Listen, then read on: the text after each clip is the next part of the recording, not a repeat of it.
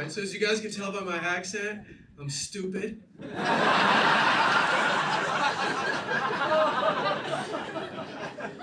I hate that that's a joke here. It really hurts my feelings. I knew you guys thought I was stupid when I lived in America, but then I moved here. And I'm like, wow, you could feel it. Like being an American in Europe is like being a child in a museum. You guys are like, I wish he wasn't here. But I'm glad he's learning. I don't mind that you guys think we're stupid. I think there's plenty of evidence to support your case. What I mind is when you pretend that you never liked us. Because that's not true. You used to like us a lot. And now you think we suck. So being American is a lot like being cigarettes. Because a long time ago, you were like, wow, these are cool. And now, you're like, these are stupid and they kill kids. That's a good joke, man. Look, don't get weird. Don't get weird. This is a comedy show. You can't come to comedy shows and think comedians are mean. For the same reason you can't go to strip bars and go, I think she loves me.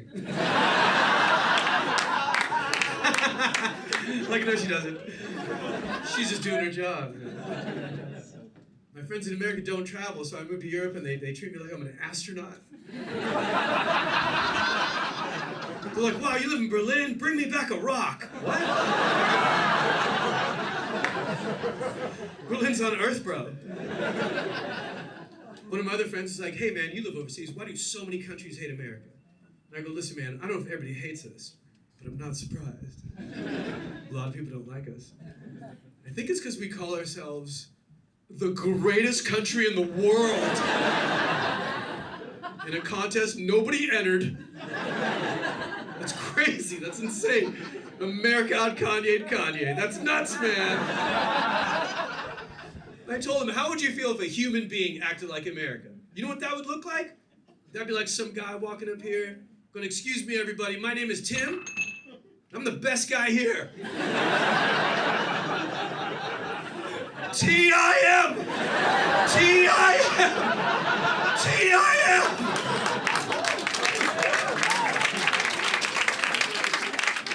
And everybody would go, who the fuck is this guy? Why is he so mean to black people?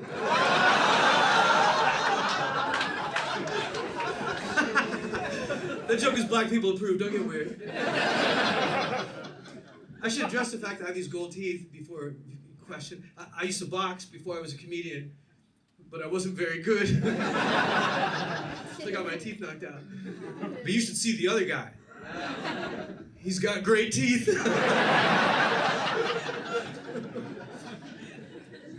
Now I live here, it feels weird, man. When I was in New York, I knew everything. I knew everybody. I knew that city so well, I could look at graffiti on the wall and tell you exactly what part of the city the tagger lived in. Now I know nothing. I'm like a baby with a mustache. I walked out of my apartment in Berlin, somebody spray painted on the building, tourists go home. And I'm like, yeah, that's what tourists do. I don't understand. I don't get it.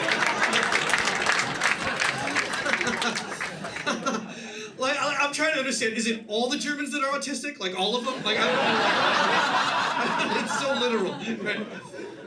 I wanted to fit in, I got my own can of spray paint. I wrote, residents stay here. I'm part of the community. Like, I knew we were racist and warmongering, and then I moved here, and I look back at America from this side of the ocean, I'm like, Jesus Christ. We're super homophobic, too. Some guy in America is like, you live in Europe now? I go, yeah. He goes, don't drink any of that gay water. I'm like, I'm afraid to ask. What is gay water? He goes, you know. The one that sparkles. You are super stupid, man. You are super stupid. But I even like the crime here better, because your crime is cute. Well, oh, it's a dangerous part of town. A guy might stab you. I'm like, ooh, big deal. Get a new shirt. Who cares? It's not a big deal, you know.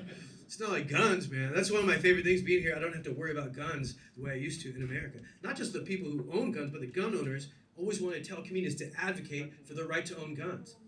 And I finally got sick of it. And I'm like, listen, I will. I'll tell everybody in America that everyone should have a right to own a gun if you give me one good argument. They never did. They always said the same thing. Hey, man, don't forget, guns don't kill people. People kill people. And I'm like, yeah, I know. That's a ridiculous statement. That's like saying, hey, man, don't forget, teeth don't kill people. Sharks kill people. And I'm like, yeah, but a shark without teeth is just a dolphin with a shitty attitude. I can handle a racist fish that's unarmed. That's ridiculous. Man. I'm actually an Arab myself, but no one believes me because you know, I'm happy. And I get it, there's not a lot of happy Arabs on TV, right? We're just on the news. And in America, we don't have a TV show to counterbalance all that negativity. And TV shows humanize people. Like Will and Grace did amazing things for the gay community. It's true. The Cosby Show, well, no. But nobody made a TV show for Arabs when I was a kid. Nobody made it. Everybody loves Ahmed. No one knew that. Nobody made a Fresh Prince of Bahrain. No one knew that. Wouldn't you guys watch How I Met Your Mothers? Wouldn't you watch that? You wouldn't watch that? You wouldn't watch Malcolm in the Middle East? You wouldn't watch that? There's Sex in the City. It is forbidden. You wouldn't watch that? Get on board, Hollywood. I'm not a regular Arab, though. I have a Muslim father and a Jewish mother. Oh, did you hear that? That's good, yeah.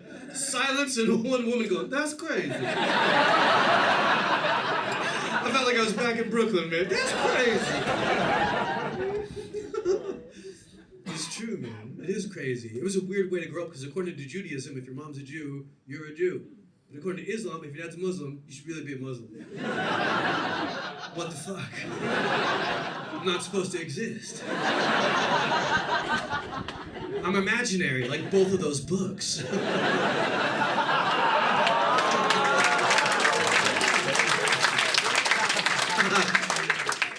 This is a weird way to grow up. I grew up with conflicting information all the time. Like my dad would always say stuff like, don't trust Jews. They're not all like your mom. My mom would go, don't trust Muslims. They're all exactly like your dad. That's my dad's least favorite joke. And it's weird because Muslims and Jews are such big personalities. And I don't look like either one. It's because I grew up in a Mexican neighborhood. That's why I look like this. Orale. That's why I look simultaneously dangerous and helpful. I know what I look like. I look like I work in the accounting department of a Mexican gang.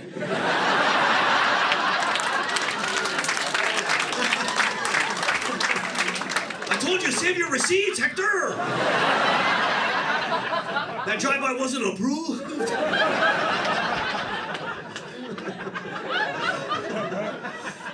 Mexicans were the best, man. I like talking about immigration because I think immigrants are one of the most badass people I've ever met in my life, man. To leave your family behind, your culture behind, everything you know, just so that your kids can be more happy, that's badass, man. Those are good people. It's one of the most underrated things you could do. It took us 3 years to leave Egypt for America. 3 years of praying together every night, doing paperwork every day, just wishing to get to what we thought was the best country in the world. 3 years. And then we got there. It took us 3 days to want to go home. Because we got to America excited on October 28th, but 3 nights later was October 31st, Halloween night. And this little immigrant had no idea what Halloween was. Like, you couldn't warn me at the airport, America? You know how scary Halloween looks to an 8-year-old Arab boy that has no idea what's going on? Every 10 minutes, another monster's knocking at the door. Like, why did we move here? We didn't know this happened having one Thursday or every Thursday. We didn't know. 3 little kids dressed like Batman rung our doorbell. I was like, Mom, 3 little Muslim women want Snickers.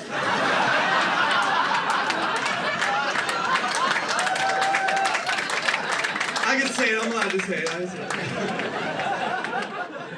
I asked Islam, they're like, it's okay.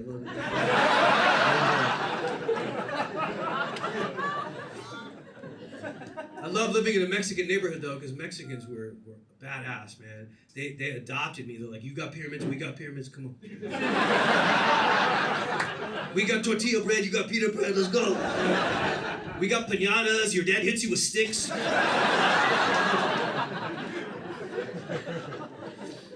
The only downside of living with Chicanos was that they were so united as a minority that they felt like a majority. It felt like all the programs in America were designed for them.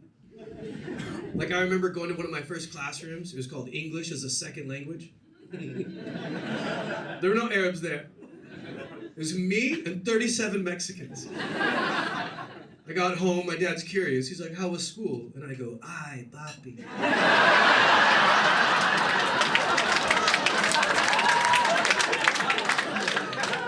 Mi profesora tienes más grande, chichis.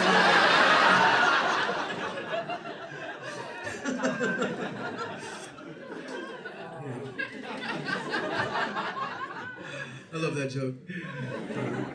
It's crazy, man. One of the weirdest things when I come on stage, I tell people I have a Muslim dad and a Jewish mom. Religious people want to talk to me.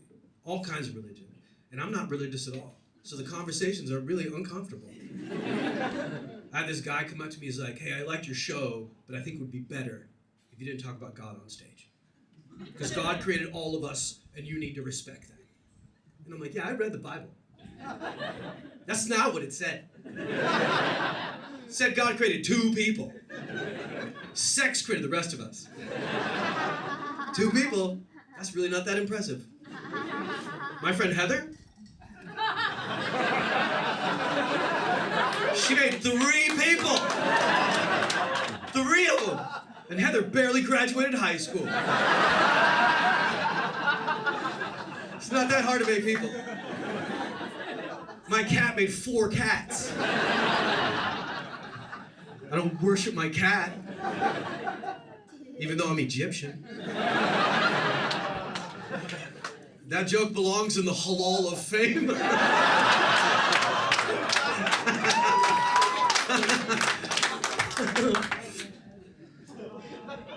It's weird, man. I like the racists here so much.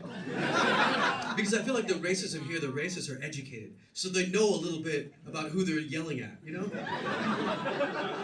I had this dude in Berlin, he's like, oh, you Egyptian piece of shit. I'm like, do you know where Egypt is? He goes, yeah. I go, okay, that's nice. That's progress. Americans are so undereducated that attached to their racism is conspiracy theories. You know how insane your racism is when you have just weird ideas that make no sense?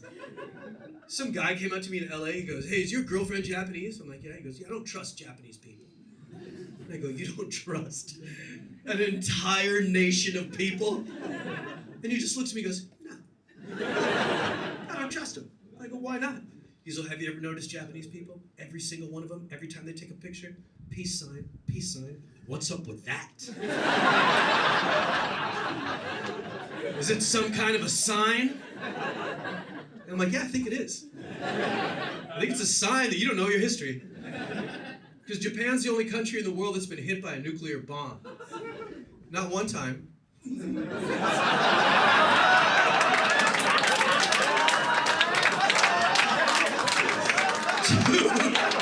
times. Maybe America's not the only country that never forgets, okay? Maybe.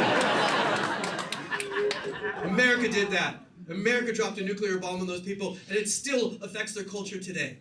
You think Hello Kitty is supposed to look like that? Her body's this big, her head's that big. It's a radioactive deformity. When I moved to Berlin because I got divorced, I was married to a Swedish woman. I knew it was going to work out. I'm an Arab, she's a Swede. Cultures are too different, you know? I tried my best to be a good husband. I washed the dishes. I cleaned the car. I vacuumed the house. But by Swedish standards, That's not that big of a deal. But by Arab standards, I was gay. It didn't work out. Now I live in Berlin, and I love it because I'm becoming even more woke than I've ever been. I'm so woke, I call myself a male feminist now. Yeah, that's right, thank you. That's nice. So there was some confusion over there. Did you notice that? I think it's because there's some baggage attached to the word feminism. And I'm going to say something controversial. It's not the fault of us straight guys. It's the fault of some of the female feminists out there that are giving... Hang on a minute, sister. When I make a woman moan, it's going to be on my terms, sister. Hang on. Give me a minute, okay? I'm brown, I'm on your side. All right. I think what's happening is I support you, okay? I think it's great that you're fighting the patriarchy. I think it's great that you're fighting for equality, but sometimes you send mixed messages. Like, why are you still dating tall guys? What's up with that old-fashioned mentality? You're a modern queen. Date a short king. Women are like, oh, I want a guy who could relate to my experiences. Good. Date someone my height. You're like, when I walk down a dark street and a strange man comes out of an alley, I get scared. Me too, bitch! Me too. We have so much in common.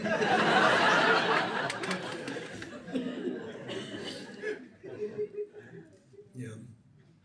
It feels weird. I'm single now, and it feels weird because, like, Berlin is a nice place because for a middle-aged guy, I still feel attractive when I go to nightclubs. Because every time I go to a nightclub, all the women are like, 9, 9, 9. I'm like, out of 10? Pretty good. That's all right.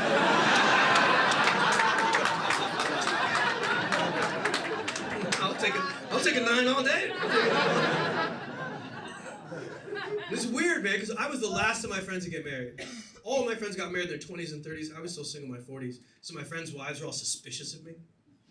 They're like, oh, you're in your 40s and you're single. You must be a player. I'm like, oh, really? Am I a player? That's like going up to a homeless guy and going, you must really love the outdoors. You're so tan. That's not a choice, it's a condition. But the guys weren't any better. The guys would romanticize what it was like for me to be single because they've been married all this time. They're like, you're so lucky you're single. You can have sex with whoever you want. I'm like, no. What you're describing is rape. Only rapists can have sex with whoever they want. I'm not a rapist, I'm just a lonely man. Besides, you're talking about dating in your 20s. I was dating in my 40s. That's not the same. Dating in your 40s isn't good. Dating in your 40s, it's like shopping at a charity shop. It is. It's all the stuff you guys returned. There's no reason to feel bad. Good things can happen at charity shops, right? Every once in a while you walk in there and you're like, oh my God, look at this. I can't believe nobody bought this. But upon further inspection, you're like, oh, there it is. Took 3 weeks of dating. I see why this is on sale now. Yeah, one of the arms is all fucked up. This is the part of my set where a lot of people stop liking me. Are you ready? That last joke was inspired by a real woman that I dated that had one arm. Did you hear that? Do you hear that? Why are you on her side? You don't know her. When bad people can't have accidents, you don't know. She wasn't a good girlfriend or a good person. Terrible swimmer. Stop swimming in circles! Look, I know it makes me sound like an asshole. I've done the emotional math. I understand, okay? But she's the one that cheated on me. Yeah, thank you. Equilibrium. There it is. And when you cheat on a comic, you end up in the set. Them's the rules. Her name's Michelle Botsman. You can look her up on Instagram. Botzman. She did this. Do you guys want to hear the real story behind this? Yeah. Okay, so the real story is when we met, she had 2 arms. Don't get weird. I hear it. You just see, she's like, these Arabs. It wasn't me. I didn't do it. Now, she had 2 arms and a really bad drinking problem. Like such a bad drinking problem, I was going to go to her house, break up with her face to face like a gentleman, and recommend she goes to Alcoholics Anonymous. I did. It worked for me. On my way to her house, her best friend called me. She goes, Tamer, I have horrible news. Michelle was drunk driving again. She crashed her car and lost her arm. And I was like, shit. Can't break up now. Gotta stay together a little bit, you know. So several months later, she's in physical therapy, learning how to use her new prosthetic arm from a therapist with a prosthetic leg. And that's who she cheated on me with. Yeah, thank you. You know what that does to a comedian's self-esteem? When your one-armed girlfriend cheats on you with a one-legged man. She's like, I'm sorry, I couldn't help it. We had so much in common. I'm like, what, you both suck at star jumps? I'm like, when you 69, it looks like 11.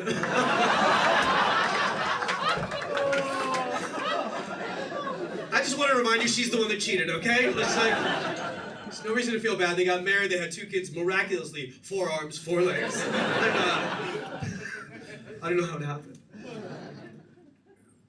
I don't know. I feel for women. I think you guys have gone through a lot of shit from us guys, but I think there's a silver lining. You guys talk to each other. You help each other. You know what's coming up in life, not us guys. Everything for us is a fucking surprise. When I was married to this woman, I'd see all the time, her friends always told her what to expect, not me. I even had a friend who's a doctor. I used to go to his office and get a physical. We'd go for beers after. Then I hit my 40s and it all changed. I go in there, he goes, hey man, time for a prostate exam. I'm like, no, that's cool, we'll do it next time. And he goes, no, it's time to do this. So at this point, I should explain to you guys that when I get nervous, the connection between my brain and my mouth breaks. So he convinces me to turn over. He puts his finger in my butt. And from right behind my ear, he whispers, oh wow, you're tight. Now, when you're being examined by a doctor who's standing behind you, and he uses the phrase, oh wow, that's scary. So what my brain wanted to say is, oh my God, is that okay? But what came out of my mouth was, do you like that?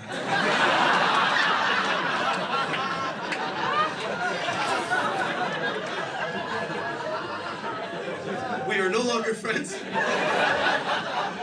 I now have a Filipino doctor. I don't understand a word he says. But he's got really little fingers.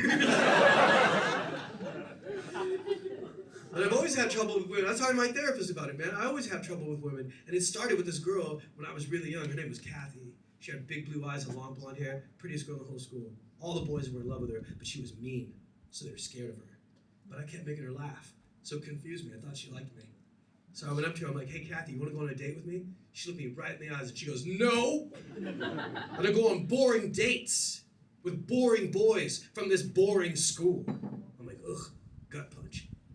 So I go home depressed, I'm listening to the radio, and there's a contest to win tickets to go see Eddie Murphy in a movie theater. And I'm like, oh my God, this is amazing. And I fucking win. All the kids in school are talking about it. So I go to school, I feel this tap on my shoulder, I turn around and it's Kathy. And she goes, hey Tamer, I'll go on that date with you if you take me to go see Eddie Murphy. And back then I didn't have any dignity. So I said, okay, let's go. So we're sitting in this theater, we're laughing our asses off. First 10 minutes are going great.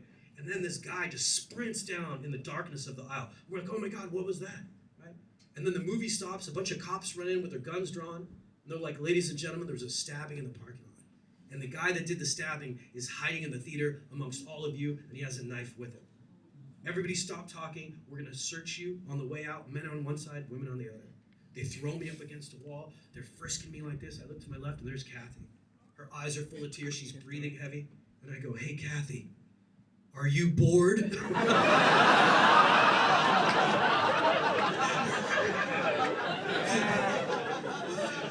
We never went out again, man. That was the end of our relationship, man. I go to therapy. I like going to therapy. It's good for me. It's healthy. I think everybody should go to therapy. I didn't know I had a bad childhood until I went to therapy. I didn't know. I thought this was a healthy thing to do. And then I had a shocking experience. The therapist goes, oh, tell me about your childhood. In the middle of the story, the therapist goes like this. Wow, that's fucked up. I'm like, are you supposed to say that? Like, that's a... That'd be like you going to your regular doctor, taking off your pants and having him go, ugh. You know? You're not supposed to act shocked. And he goes, no, what you're telling me is sad, and I'm wondering if you cry. And I'm like, no, I haven't cried since I was a little kid. My dad was a boxer. I grew up in a boxing gym. I was always told boys don't cry. He said, that's terrible. Women grow up with these impossible physical standards, and boys grow up with these impossible emotional ones. It's terrible. You gotta relearn to cry so it'll make you open up to relationships. And I'm like, okay, did you know you could relearn to cry? My therapist started emailing me sad songs. He's like, look, I want you to do what I tell you every morning. Instead of making jokes or numbing yourself or using drugs, just allow yourself to feel the sadness and see if you can start crying. And I'm like, okay, I don't want to die alone. I'm going to do this. So the first 3 mornings, I look myself in the mirror and I just made really weird faces. Right? I look like a Korean power lifter. I was like, nothing came out, man. And one day I was driving to work and a Beatles song comes on that reminded me of my dad. And I started to cry. Cried not like an upset man, not even like a mature woman. I cried like a gay kid that wishes we'd leave Britney Spears alone. Just deep, like, you know? And to show you how much more emotionally sophisticated women are than us men, this car pulls up next to me, it's a woman, she doesn't know me. She just looks at me and goes, oh. And I look at her and I look away. And I look back at her, I'm like, fuck, she's still looking. And I look away. I'm like, these are the feelings the therapist told you to deal with. Do what comes natural. And I'm like,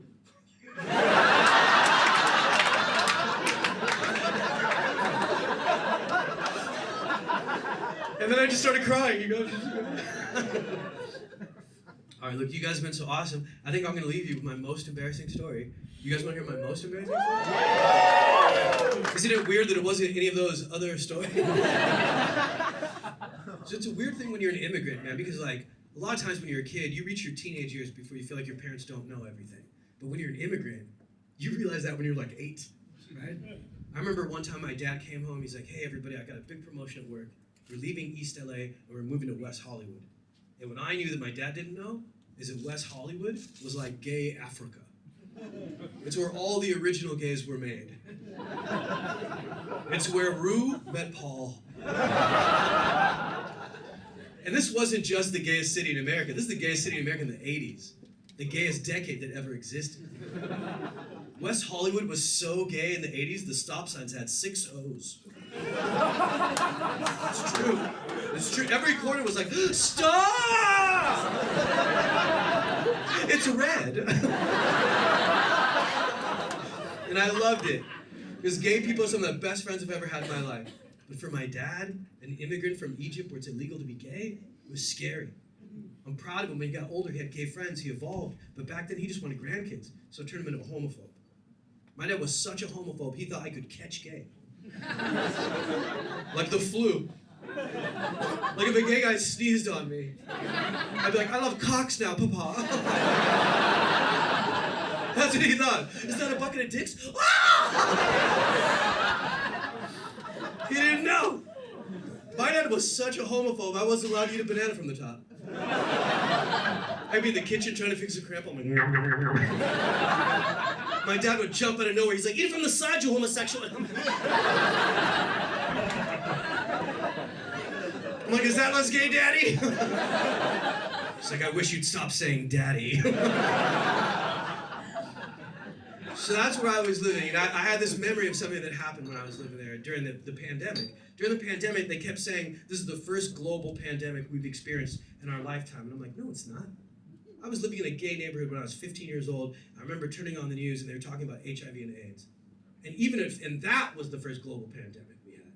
And even at 15, I remember turning on the news and going, that's not right. That's not the way the news is supposed to be. Instead of informing us about how to protect ourselves, they just demonize gay people. You turn on the news and they're like, AIDS, look out, gay zombies. Whoa! Look out for gay semen. And I'm like, where's the gay semen? And at the time for me, it's especially scary because I was only 15. I was still figuring out my own sexuality. I remember going into a bathroom with a Playboy magazine hidden under a towel, like a waiter. This isn't suspicious. I'm going poo-poo, papa. So I go in the bathroom, I lock the door, I'm starting to touch myself for the first time. Not in a pornographic way. Like in a David Attenborough, I'm learning shit. So then I'm touching myself, right? Keep eye contact, buddy. Touching myself. Look at me, be a man, look at me! You have very pretty eyes, by the way. They remind me of my ex-wives. And I don't know what I'm doing because men don't talk. I was like a monkey in the jungle. I'm like, ee! And suddenly the stuff comes out of my body I'd never seen before. And I was like, oh my God, this is the stuff on the news. Oh my God. So I grab a bunch of toilet paper, I start to wipe it off, and right then my dad bangs on the door. He's like, hey, what are you doing in there so long? Are you eating bananas? And I'm like, no, I'll be right out. But out of nerves and habit, I wipe my butt. With the same piece of toilet paper. And in my terrified, misinformed 15-year-old brain, I was like, oh my God, you just gave yourself AIDS! Now that should be the worst part of the story, right? But it's not. Are there any Americans here? Do you guys remember the show Loveline? One person said, yeah. One guy's like, no. You're a sad person. Right, well, there was this nationally syndicated radio show, right, with a DJ and a doctor in every city in the country, where kids could phone in and ask the doctor questions they're too afraid to ask their parents. So it's the early 90s, my parents are asleep in bed. I'm in the kitchen on hold for an hour and a half, thinking I'm dying from AIDS. Finally, this guy answers the phone. He goes, hey, buddy, I'm so sorry I've been on hold all this time. I hate to do this to you, but we're running out of time. I don't think we're going to be able to have you on the show. But I'm a therapist. I'm here to help. Why don't you tell me what your problem is? And I go, oh, my name is Tamer. I'm 15 years old. I just wiped my butt with my own semen. And I'm wondering if I gave myself AIDS. Also, I've been on the phone for a really long time, and I want to know how much longer I have to wait. And the guy goes, oh, you are next.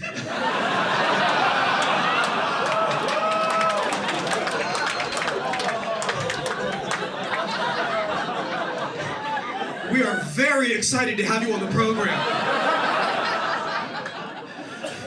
Now that's where that joke used to end. Until about 5 years ago. 5 years ago, I'm an adult man. I think the story's in the rearview mirror of my life. I'm in Las Vegas performing, and one of my friends goes, hey, there's this big radio, television, film conference happening in this big convention center. So we all go there, we're walking through the TV section, we make a left, and we're in Radio Land. And suddenly there's trade show booth after trade show booth of every radio station in America. And as we're walking, my friend grabs my arm and goes, Tamer, look over there. That's Dr. Drew. The doctor from Loveline. You have to go tell him about your joke. And I go, no. I don't gotta do anything. And he's like, come on, it's a once-in-a-lifetime opportunity. And he runs and starts cutting in front of people. He's like, Dr. Drew, that's my friend Tamer Kattan. He's a comedian. He called you on Loveline when he was 15 years old. And I go, stop it, leave him alone. He speaks to thousands of people. He can't remember any one person.